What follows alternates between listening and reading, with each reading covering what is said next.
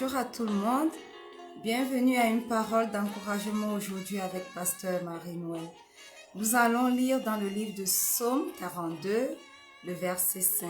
Il est écrit: Pourquoi t'abats-tu, mon âme, et gémis-tu au-dedans de moi? Espère en Dieu, car je le louerai encore. Il est mon salut et mon Dieu. Alléluia. Bien-aimé, ce psaume est l'un des psaumes qui a été écrit par les fils de Corée. Alléluia. Les fils de Corée qui avaient été épargnés lorsque Corée et les siens s'étaient rebellés contre Moïse et que la terre les avait engloutis vivants. Donc, certains de ces fils ont écrit des psaumes et des psaumes très loin, si je peux le dire comme ça.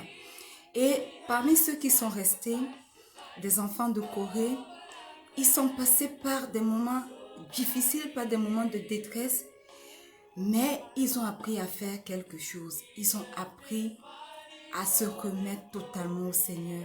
Ils ont appris à faire confiance à Dieu et à espérer uniquement en lui. Voilà pourquoi nous leur devons des psaumes comme ceci aujourd'hui. Alléluia.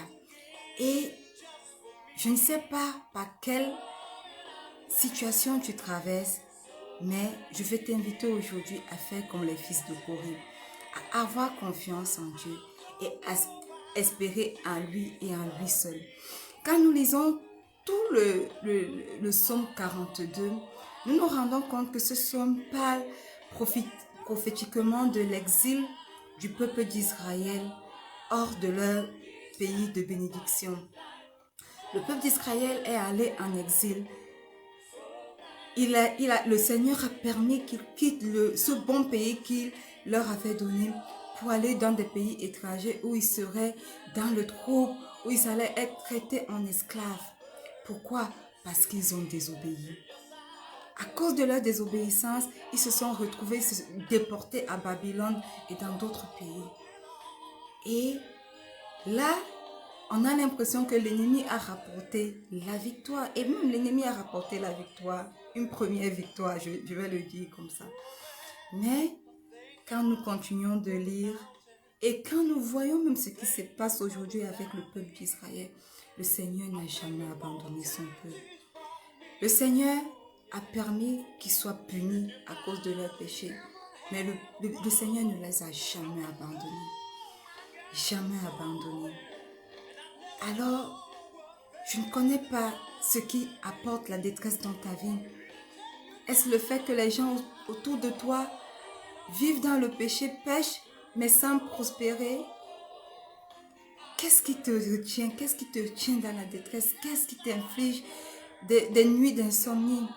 Quelle est cette situation que toi-même tu traverses et qui te fait perdre confiance en Dieu? Sache que le Seigneur ne t'a pas abandonné.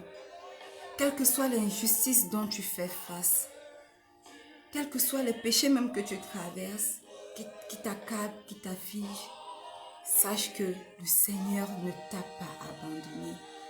Le même Dieu qui juge, le même Dieu est capable de te pardonner et le même Dieu est capable de te restaurer.